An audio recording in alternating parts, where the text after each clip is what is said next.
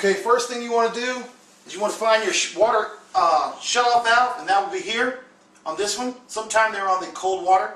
You just want to turn that to the off position. You also want to go over to your white tank, and there's one on top. You want to turn that one off.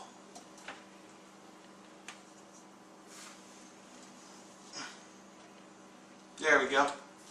And also you want to go into the top of your water and you want to release the one on your valve just to let the pressure out. You can actually leave it up. That's stage one. Okay, next you want to remove the system, taking care not to damage anything. There's mine. Let's see if I can turn around for you. Here we have it. And it's best if you do this with a bucket or something. I'm going to show you how to crack each one of these open. Take this out and this one. We'll start that right now. Just so you get a better understanding of how everything works, I'm going to go ahead and disconnect the system now that we've shut off all that and relieved the pressure. It's pretty simple to do. You have these little push fittings. This is the waistline for mine. I want to remove that little clamp off of there. It looks like that.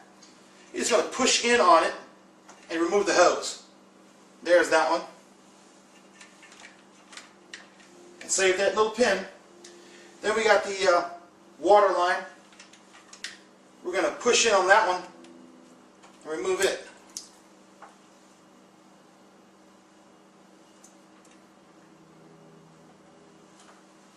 Let's get something to catch that water.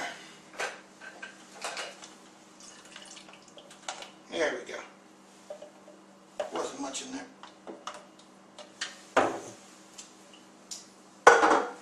Then we're going to do the other side the same way. Remove the pin, safety clip, push in on it, remove the line. See if there's any remaining water in the line. It's a little. And we'll go ahead and lift the entire system on the countertop. Well, whoa, we still have the water coming in from the main. That one we're going to want to shut off at the main. So we're going to go back into the main there, shut that one off. It's right there on the line. Just shut the cold water off.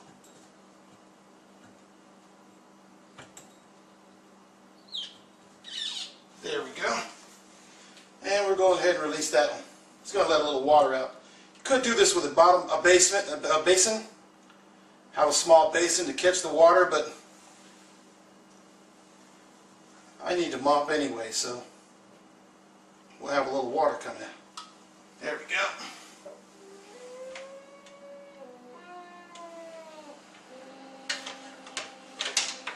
That noise you hear is my son washing out the trash can outside. It's not me.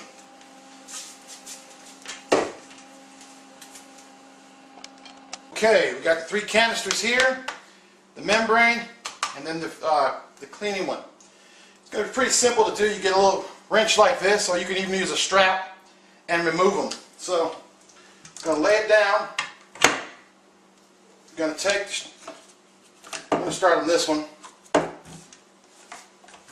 It's got a little grooves in it, so you can't really mess it up. Give it a little tap. There it goes. That's all you need to do. What I like to do is before I take them all off, I like to relieve all of them a little pressure.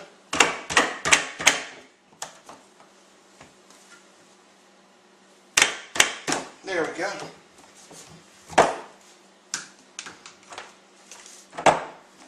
It's easier if you do it this way so you're not hitting your hand like I was just doing. There you go. That's all 3. Then there's going to be some water come out, so should have done this in the basin, but like I said, don't have one available. We'll make a little mess here. We'll clean it up. Now, as you can see, here's a pretty dirty filter. Nasty. That's why we're changing it. Take that out, discard this. If you look inside, sometimes it's been sitting, haven't been changed in a long time. You want to clean that. Take a little dishwater, some liquid soap, and some bleach, and you're going to go in there with a towel, and you're going to clean all that out really clean. Be careful not to damage the O-ring. Leave it in there and just clean out. You're going to do that to each one of these canisters. And remember the order. We're going to put the sediment, then the carbon, then the DI filter. And we'll return in just a moment. Alright, now as you can see, here's the stages. The sediment, you can see how nasty that looks. Really gross. But then the second one, so we really did a good job of cleaning it before it got to this one. This one actually looks practically brand new. And then of course the carbon filter. Okay? We're going to replace all these. We don't want none of them. It's been over a year. These need to be cleaned so we can have guaranteed fresh water. Okay, that leaves us these two filters here. The membrane and the taste and odor filter. Okay, you can just snap this one off. Get it out of your way so you don't damage anything. We need to get into this one. And you're supposed to have a little wrench for this. I don't, so see if I can get it. Nope. Can't get it that way, so hold just a moment. Okay.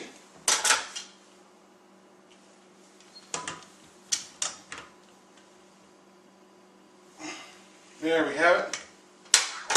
Okay. Want to just unscrew that one. Pop it out. Could always just remove this pin here. Push in on that filter tab. Pop it out. Unscrew it. Now this looks pretty nasty. Now they make a little tool that you slip down in here and pull out with it. I of course am not a plumber.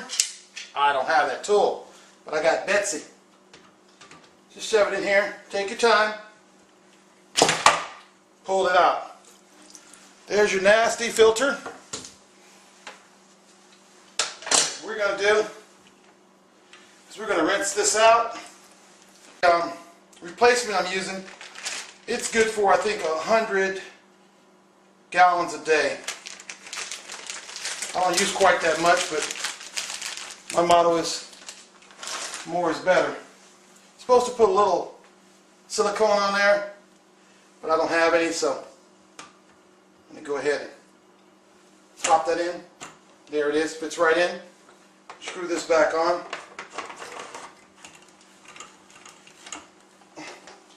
I'll snug it up, but I'm not going to try and get a gorilla twist on there or anything. Just a little bit. That's about it. And we have this filter here. Just going to go ahead and remove this filter. We're going to go ahead and put that hose back so we don't get anything confused. That goes in. A little tug, your little clip, back on. There we go. Go ahead and take this one out now. Just remove it.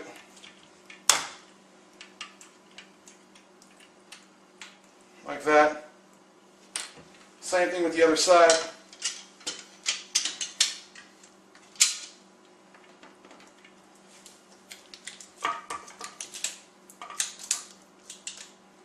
And remember the way it was flowing, it's flowing out that way. So we want to put it on that way again, flowing away. So to make sure, I'll just stick that on there like that. We'll grab some Teflon tape. Okay, here's our new one. We're going to put on, this one says flow's going this way. We want the flow to go that way. Same exact filter. So, I'll take a little of this Teflon tape. Put a little around the joint just to make sure it seals properly. You don't want leaks. Nothing worse than putting in a $5 filter. It costs you $1,000 in cabinets. There we go on that side. Next we'll take this other side, put some Teflon tape on it.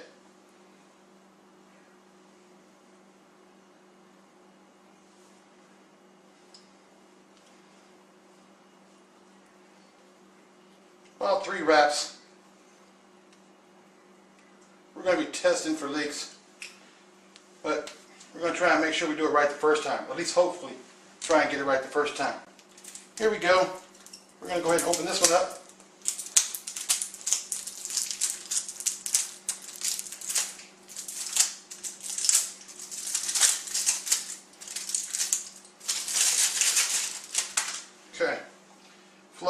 that away. So that one goes in here. You want to pop that little, remove that little cap, and just screw this in. Make sure you don't cross thread.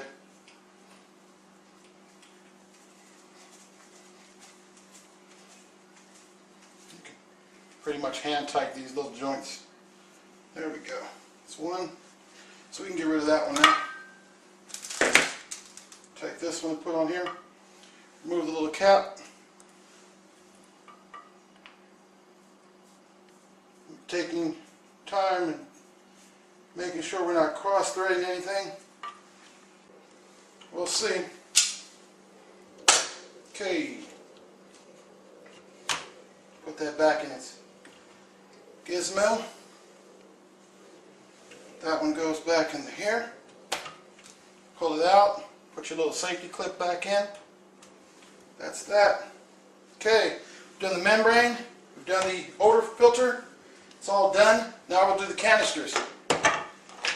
We'll start off with the sediment filter, which is this one.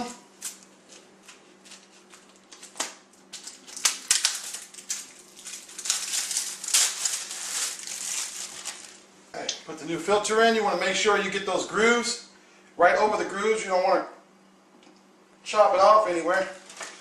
Line it up.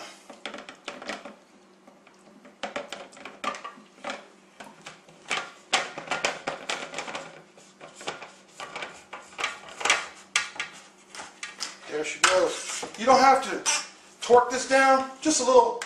That's about it, from my experience. Then you're going to do the next one, which is the coconut carbon filter. Take a canister. Again, checking to make sure the O-ring is not twisted. Place it in the same way. Line it up with the bottom part. This one.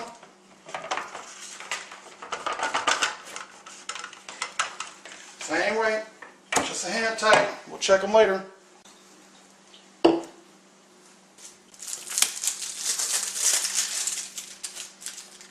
This is a 5-micron filter also, coconut granular cartridge. Well, we're going to leave it as the package has it, with the rubber on the top. Place it down in there. Rubber on the top.